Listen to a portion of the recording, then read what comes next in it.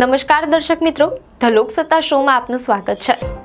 દેશની આંતરિક સુરક્ષા પર તોડાઈ રહેલા એક ભયાનક ખતરાનો પર્દાફાશ થયો છે। ગુજરાત અને જમ્મુ કાશ્મીર, હરિયાણામાં સુરક્ષા એજન્સીઓએ એક સાથે બે મોટા આતંકવાદી મોડ્યુલનો પર્દાફાશ કરીને દેશને મોટી તબાહીમાંથી બચાવ્યો છે। સૌથી ચોંકાવનારી વાત એ છે કે આ નાપાક કાવતરામાં સામેલ છે ઉચ્ચ શિક્ષિત ડોક્ટરો।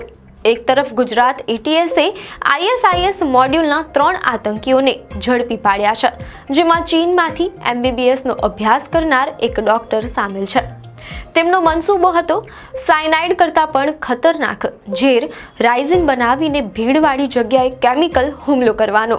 અને બીજી તરફ જમ્મુ કાશ્મીર અને હરિયાણામાં પોલીસે JEM જેવા સંગઠનો સાથે જોડાયેલા 7 આતંકીઓને પકડ્યા છે, જેમની પાસેથી IED બનાવવાની સામગ્રી અને હથિયારોનો વિશાળ જથ્થો જપ્ત થયો છે।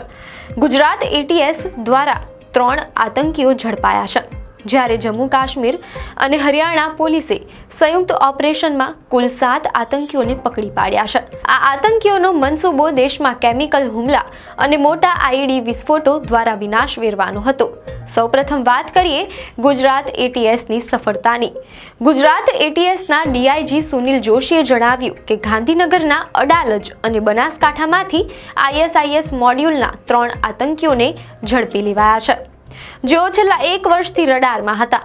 પકડાયેલા 3 આરોપીઓમાંથી એક છે અહેમદ મોહિઉદ્દીન સૈયદ, જેની ઉંમર 35 વર્ષ છે, જેણે ચીનમાંથી MBBSનો અભ્યાસ કરેલો છે। અન્ય 2 આરોપીઓ મોહમ્મદ સુહેલ અને આઝાદ સૈફી ઉત્તર પ્રદેશના રહેવાસી છે।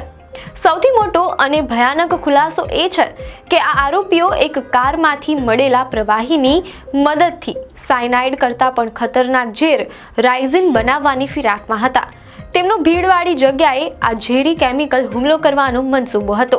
આરોપીઓ અબુ ખદીજા નામના શખ્સ દ્વારા ISKP ઇસ્લામિક સ્ટેટ ખોરાસાન પ્રોવિન્સ સાથે ટેલિગ્રામના માધ્યમથી સંપર્કમાં હતા અને ભારતમાં આતંકી પ્રવૃત્તિઓ માટે ફંડ એકઠું કરવાનું પણ શરૂ કર્યું હતું।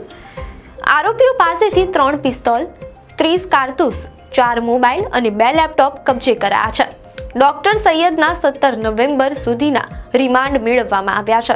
બીજી તરફ જમ્મુ કાશ્મીર પોલીસને હરિયાણા પોલીસ અને ફરીદાબાદ પોલીસના સહયોગથી મોટી સફળતા મળી છે। તેમણે જૈશ-એ મોહમ્મદ, JEM અને અંસાર ગઝવત ઉલ હિન્દ AGUH જેવા પ્રતિબંધિત સંગઠનો સાથે જોડાયેલા એક આંતરરાજ્ય અને આંતરરાષ્ટ્રીય મોડ્યુલનો પર્દાફાશ કર્યો છે અને કુલ 7 આરોપીઓની ધરપકડ કરી છે। ફરીદાબાદ પોલીસ કમિશનર સત્યેન્દ્ર કુમાર ગુપ્તાએ પુષ્ટિ કરી કે ફરીદાબાદમાંથી ઝડપાયેલા 2 કાશ્મીરી ડોક્ટરોમાંથી એક છે ડોક્ટર મુઝમ્મિલ અથવા ડોક્ટર આદિલ અહેમદ રાથેર, જે અલ ફલાહ યુનિવર્સિટીમાં ભણાવતા હતા। JNK પોલીસે જણાવ્યું કે આ મોડ્યુલ પાસેથી કુલ 2900 કિલોગ્રામ IED બનાવવાની સામગ્રી સહિત હથિયારો અને વિસ્ફોટકોનો વિશાળ જથ્થો જપ્ત કરાયો છે। મીડિયા હવાલો અનુસાર આરોપીઓના ભાડાના રહેઠાણમાંથી 360 કિલોગ્રામથી વધુ જ્વલનશીલ સામગ્રી મળી આવી છે, જે એમોનિયમ નાઇટ્રેટ હોવાની શંકા છે। સાથે જ એસોલ્ટ રાઇફલ AK-47 જેવી 20 ટાઈમર, બેટરીઓ, 3 મેગેઝીન સાથે 83 જીવતા કારતૂસ અને 1 પિસ્તોલ પણ મળી આવી છે। છેલ્લા 15 દિવસથી ચાલી રહેલું આ ઓપરેશન હજુ પણ ચાલુ છે। આ બંને સફળ ઓપરેશનો દર્શાવે છે કે આતંકવાદી સંગઠનો હવે માત્ર સામાન્ય લોકોને જ નહીં, પરંતુ ઉચ્ચ શિક્ષિત અને વ્યાવસાયિકોને પણ પોતાના નાપાક મનસૂબામાં સામેલ કરી રહ્યા છે, જે દેશની સુરક્ષા માટે એક મોટો પડકાર છે। ગુજરાતમાં કેમિકલ હુમલાનું કાવતરું અને હરિયાણા કાશ્મીર મોડ્યુલમાં હજારો કિલો વિસ્ફોટક સામગ્રીની જપ્તી ભારતમાં મોટા પાયે આતંક ફેલાવવાની આતંકી સંગઠનોની તૈયારી દર્શાવે છે। સુરક્ષા એજન્સીઓએ સમયસર આ કાવતરાને નિષ્ફળ કરીને દેશને મોટી તબાહીથી બચાવ્યા છે। આમ ગુજરાતમાં રાઇઝિન જેવા અત્યંત ખતરનાક ઝેર દ્વારા કેમિકલ હુમલાનું કાવતરું હોય કે પછી હરિયાણા કાશ્મીર મોડ્યુલમાં 2900 કિલોગ્રામ IED સામગ્રીની જપ્તી, આ બંને સફળ ઓપરેશનો ભારતની સુરક્ષા એજન્સીઓની સતર્કતા દર્શાવે છે, જેમણે સમયસર કાવતરાને નિષ્ફળ કરીને દેશને મોટી તબાહીથી બચાવ્યો છે.